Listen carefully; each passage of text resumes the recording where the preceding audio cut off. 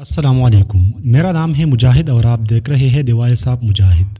معزز ناظرین کرام، آج کا ہمارا موضوع ہے ایک حسین نوجوان کا سبق آموز واقعہ۔ ایک بزرگ فرماتے ہیں کہ میں 1 سال سخت ترین گرمی کے زمانے میں حج کو چلا۔ لو بڑی شدت سے چلتی تھی۔ ایک دن جب میں وسط حجاز میں پہنچا تو اتفاقاً قافلہ سے بچڑ گیا اور مجھے کچھ غنودگی سی آ گئی۔ دفعتاً آنکھ جو کھلی تو اس جنگل بیابان میں ایک آدمی نظر آیا تو میں جلدی اس کی طرف چلا تو دیکھا ایک کم سن لڑکا تھا جس کی داڑھی بھی نہ نکلی تھی اور اس قدر حسین کہ گویا 14ویں رات کا چاند ہے، بلکہ دوپہر بعد اس پر ناز و نعمت کی کرشمیں چمک رہی ہے۔ میں نے اس کو سلام کیا۔ اس نے کہا، ابراہیم وعلیکم السلام۔ میرا نام لینے پر مجھے انتہائی حیرت ہوئی اور مجھ سے سکوت نہ ہو سکا۔ میں نے بڑے تعجب سے پوچھا کہ صاحبزادی تجھے میرا نام کس طرح معلوم ہوا؟ تو نے تو مجھے کبھی دیکھا بھی نہیں۔ کہنے لگا، ابراہیم، جب سے مجھے معرفت حاصل ہوئی میں انجان نہیں بنا اور جب سے مجھے وصال نصیب ہوا کبھی فراق نہیں ہوا۔ میں نے پوچھا، اس سخت گرمی میں اس جنگل میں تجھے کیا مجبوری کھینچ کر لائی؟ کہنے لگا، ابراہیم، اس کے سوا میں نے کبھی کسی سے انس پیدا نہیں کیا اور نہ اس کے سوا کسی کو ساتھی اور رفیق بنایا۔ میں اس کی طرف بالکلیہ منتقل ہو چکا ہوں اور اس کے معبود ہونے کا اقرار کر چکا ہوں۔ میں نے پوچھا کہ تیرے کھانے پینے کا ذریعہ کیا ہے؟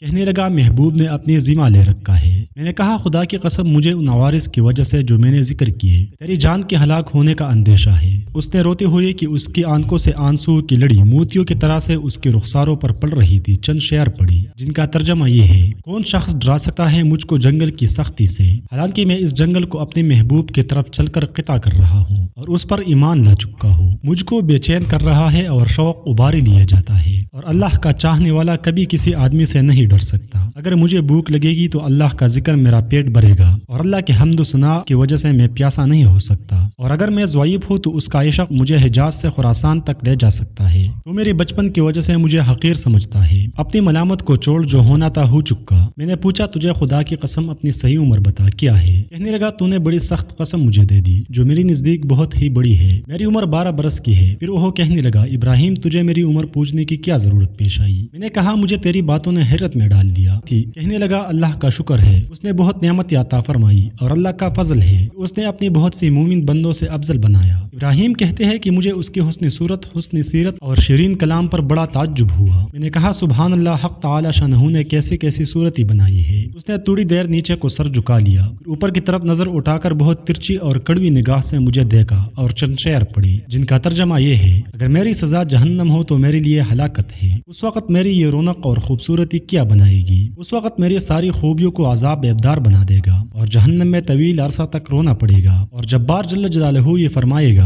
اور بدترین غلام تو میرے نافرمانوں میں ہے۔ تو نے دنیا میں میرا مقابلہ کیا، میری حکم عدولی کی، تو میری عہد و پیما کو بھول گیا تھا یا میری ملاقات کو بھول گیا تھا۔ ابراہیم تو اس دن دیکھے گا کہ فرمانبرداروں کی منہ 14ویں رات کی چاند کی طرح چمک رہے ہوں گی، اور حق تعالی شانہ اپنے اوپر سے انوار کے پردے ہٹا دیں گی، جس کی وجہ سے یہ فرمانبردار اس پاک ذات کی زیارت سے ایسی مبہوت ہو جائیں گی کہ اس کے مقابلے میں ہر نعمت اور ہر راحت کو بھول جائیں گی، اور حق تعالی شانہ ان فرمانبرداروں کو ہیبت اور خوشنودی کا لباس پہنائیں گی، اور ان کے چہروں کو رونق اور شادابی عطا ہوگی۔ یہ اشعار پڑھ کر کہنے لگا، ابراہیم، مہجور وہ ہے جو دوست منقطع ہو گیا ہو، اور وصال اس کو حاصل ہے جس نے اللہ تعالیٰ کی اطاعت سے وافر حصہ لیا۔ نوجوان نے پوچھا، ابراہیم، اپنے رفقائی سفر سے بچڑ گئے ہو؟ میں نے کہا، ہاں، میں ایسے ہی رہ گیا۔ تجھ سے اللہ کے واسطے سوال کرتا ہوں کہ تو میرے لیے دعا کرے کہ میں اپنے ساتھیوں سے جا ملوں۔ میری اس کہنے پر اس لڑکے نے آسمان کی طرف دیکھا اور کچھ آہستہ آہستہ زبان سے کہا کہ مجھے اس کی ہونٹ حرکت کرتے ہوئے معلوم ہوئی۔ اس وقت مجھے دفعتاً نیند کا جھونکا سا آیا یا بے ہوشی سی ہوئی۔ اس سے جو میں نے افاقہ پایا تو قافلے کے بیچ میں اونٹ پر اپنے آپ کو پایا، اور میری اونٹ پر جو میرا ساتھی تھا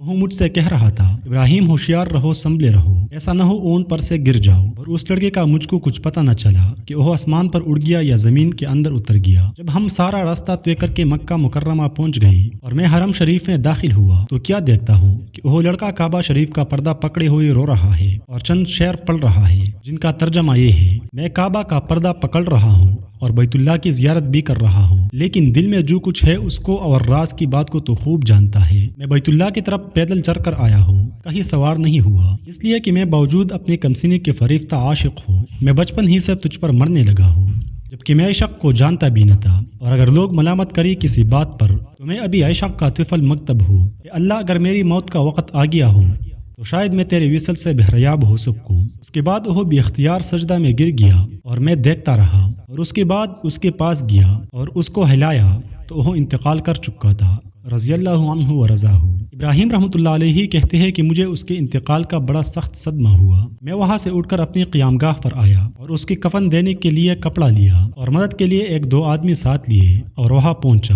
جہاں اس کو مردہ چھوڑ کر آیا تھا۔ اس کی نعش کا کہیں پتہ نہ چلا۔ وہاں دوسرے حاجیوں سے دریافت کیا مگر کسی کو بھی پتہ نہ تھا کہ کسی نے اس کو دیکھا، تو میں سمجھا کہ اللہ تعالیٰ نے اس کو لوگوں کی آنکھوں سے پوشیدہ فرما رکھا تھا۔ میں وہاں سے اپنی قیام گاہ پر واپس آ گیا اور مجھے کچھ غنودگی سی آ گئی، تو میں نے اس کو خواب میں دیکھا کہ وہ ایک بہت بڑے مجمع میں ہے اور سب سے پیش ہے اور اس پر اس قدر نور چمک رہا ہے اور ایسی عمدہ جوڑے ہیں کہ ان کے صفت بیان میں نہیں آ سکتی۔ میں نے اس سے پوچھا کہ تو وہی لڑکا ہے؟ کہنے لگا میں وہی ہوں۔ میں نے پوچھا کیا تیرا انتقال نہیں ہوا؟ اس نے کہا ہاں ہو گیا ہے۔ میں نے کہا کہ میں نے تجھے تجہیز و تکفین کے لیے بہت تلاش کیا، کہیں پتہ نہ چلا۔ کہنے لگا ابراہیم سن، جس نے مجھے میرے شہر سے نکالا اور اپنی محبت میں فریفتہ کیا اور میرے عزیز و اقارب سے جدا کیا، اسی نے مجھے کفن دیا اور کسی دوسرے کا محتاج بننے نہیں دیا۔ میں نے پوچھا کہ حق تعالی شانہ نے مرنے کے بعد تیرے ساتھ کیا معاملہ کیا؟ اس نے کہا اللہ جل شانہ نے مجھے اپنے سامنے کھڑا کیا اور فرمایا کہ تو کیا چاہتا ہے؟ میں نے عرض کیا الہ تو الہی مقصود ہے اور تیری ہی مجھے آرزو ہے۔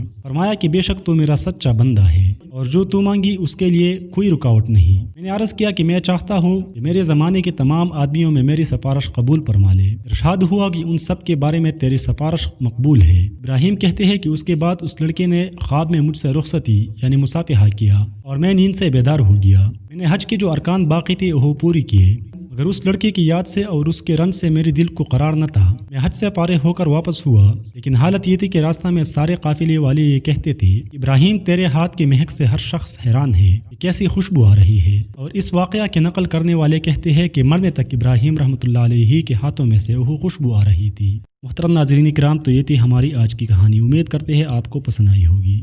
اگر آپ کو پسند آئی ہے تو فوراً سے اس ویڈیو کو لائک کریں، اور اگر آپ ہمارے چینل پر نئے ہیں تو ہمارے چینل کو سبسکرائب کر کے ساتھ میں آنے والی بیل کے آئیکن پر لازمی کلک کریں، اور اس ویڈیو کو اپنے دوست و اقارب میں شیئر کرنا نہ بھولیے گا۔